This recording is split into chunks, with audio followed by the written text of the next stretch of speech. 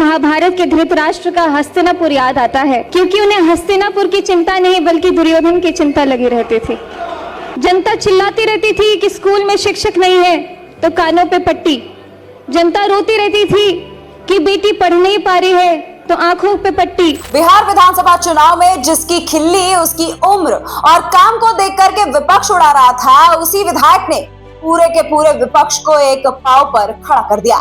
बिहार विधानसभा में खड़े होकर के मैथिली ठाकुर ने तेजस्वी यादव के बारे में कुछ ऐसा बोल दिया कि तेजस्वी भी उछल पड़े, तो वहां बैठे हर शख्स हैरत में पड़ गया। मैथिली के बयान पर तेजस्वी यादव गले की नसें फुला फुला करके विरोध करने पर उतर आए, यानी अपने पहले ही बयान से पूरे विपक्ष को विधानसभा में मैथिली ठाकुर ने चुनौती दे डाली।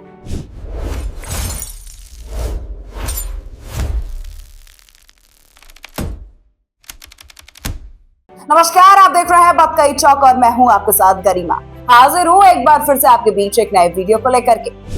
बिहार की राजनीति में उस दिन का दृश्य बिल्कुल अलग ही था। सदन की कार्रवाई समान तरीके से ही चल रही थी, लेकिन जैसे ही युवा विधायक मैथिली ठाकुर खड़ी हुई, माहौल में एक अनजानी बेचैनी घुलने लगी। आवाज में आत्मविश्वास था और शब्दों में था। विपक्ष बेंचों पर हलचल तेज हो गई थी। हर चेहरा जैसे इंतजार करने लगा कि अगला वाक्य क्या तूफान में निकल पड़ेगा।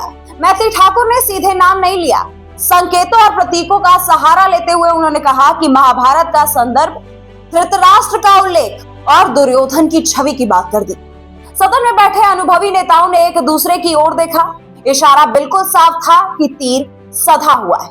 2005 से पहले के बिहार की बात छिड़ते ही विपक्षी खेमे में बेचैनी बढ़ गई और तभी कैमरा का चेहरा जो है वो ठहर गया नेता प्रतिपक्ष तेजस्वी यादव पर।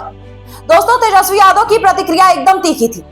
चेहरा तमतमाया, आवाज ऊंची और शब्दों में स्पष्ट असहमति थी। सदन में विरोध के स्वर गूंजे, सत्ता पक्ष की बेचैनी पर हल्की मुस्कान थी। विपक्ष बेंचों पर शोर बढ़ा रहा था। सदन का वो पल टीवी स्क्रीन पर एक राजनीतिक ड्रामा बन करके उभर रहा था। मैथिली ठाकुर के बयान के बाद तेजस्वी यादव ने सोशल मीडिया का सहारा लिया, बिना नाम लिए, लेकिन संदेश बिल्कुल स्पष्ट था। उन्होंने लिखा है कि कुछ लोग विधायक बनते ही राजनीति का पूरा ज्ञान होते क्या भ्रम पाल लेते हैं। ये लाइन जैसे सीधे उसी बयान पर पलटवार था। राजनीतिक विश्लेषक ने इसे नैरेटिव की लड़ाई कह डाला है। सवाल उठने लगे कि क्या ये केवल एक बयान था या आने वाले चुनाव की रणनीतिक शुरुआत। सदन के बाहर बयानबाजियों का दौर भी तेज है। सत्ता पक्ष ने कहा कि युवा विधायक ने सच कहा है। विपक्ष ने पलटवार आरोप लगाया कि ये सस्ती लोकप्रियता है, लेकिन असली दिलचस्पी जनता की प्रतिक्रिया में था। दोस्तों, सोशल मीडिया पर क्लिप्स जो है वो वायरल होने लगे। हर जगह मैथिली ठाकुर की प्रशंसा होने लगी कि एक कम उम्र की विधायक ने क्या विधानसभा में बोल डाला। धृतराष्ट्र और दुर्योधन वाली तुलना को सभी बहुत पसंद कर रहे हैं। राजनीति में प्रतीकों का इस्तेमाल नया नहीं है, लेकिन हर प्रतीक अपने साथ भावनाओं का तूफान लेकर के आता है। धृतराष्ट्र अंधा प्रेम या अंधा पक्षपात, दुर्योधन जिद या अधिकार की लड़ाई।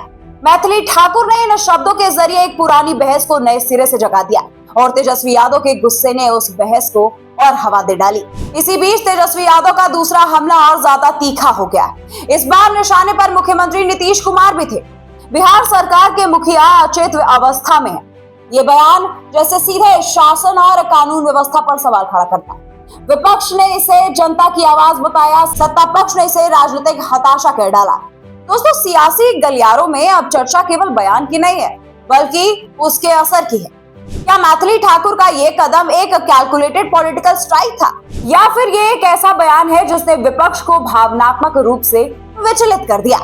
राजनीतिक विश्लेषकों का ये मानना है कि बिहार की राजनीति इस समय केवल मुद्दे की नहीं है, बल्कि परसेप्शन की भी लड़ाई है। एक तरफ विकास और स्थिरता का दावा और दूसरी तरफ बेरोजगारी और कानून व्यवस्था पर सवाल। ऐसे में महाभारत का संदर्भ केवल एक रूपक नहीं, बल्कि नैरेटिव वेपन बन चुका है। तेजस्वी यादव की नाराजगी को कई लोग स्वाभाविक भी कह रहे हैं और कई लोग कह रहे हैं कि अरे भाई, सच को सुनते ही सच तो सबको ही कड़वा लगता है। आखिरकार जब राजनीतिक विरासत और पारिवारिक नेतृत्व पर अप्रत्यक्ष टिप्पणी सामने से होती है तो प्रतिक्रिया आक्रामक ही आएगी।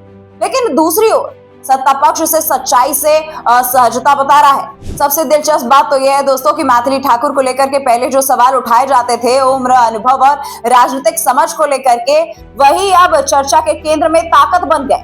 पहले ही भाषण में विपक्ष को चुनौती दे डाली। ये टैगलाइन मीडिया के लिए परफेक्ट मसाला बन चुकी है। सवाल अब बहुत बड़ा है, क्या ये एपिसोड आने वाले विधानसभा चुनाव की भूमिका है? क्या बिहार की राजनीति अब माइथोलॉजिकल, मेटाफोर्स और इमोशनल नैरेटिव के जरिए शेप होगी, या फिर ये असली बहस वापस सड़क, रोजगार, शिक्षा और सुरक्षा पर लौट जाएगी? आप इसको किस नजर से देखते हैं और आपको मैथिली ठाकुर का विधानसभा में पहली बार भाषण देना कैसा लगा? कमेंट में अपनी राय जरूर दीजिएगा। मिलती हूं मैं आपसे अगली वीडियो में, तब तक के लिए नमस्कार। This video is sponsored by Ram Group of Companies, co-sponsored by Nature House and Bhaiya Ji Silver Coated Ilachi.